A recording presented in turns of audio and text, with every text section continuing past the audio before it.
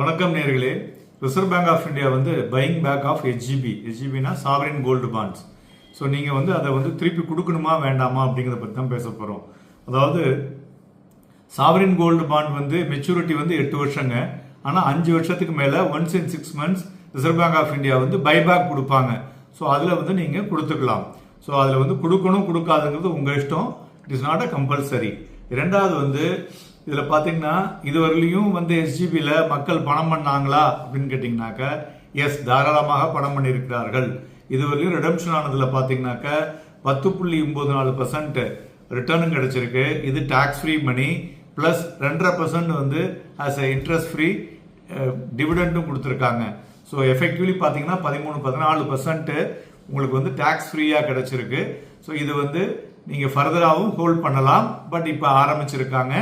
அதை வந்து நீங்கள் பார்த்துட்டு ஃபர்தராக உங்களுக்கு இதில் வந்து சந்தேகங்கள் இருந்தால்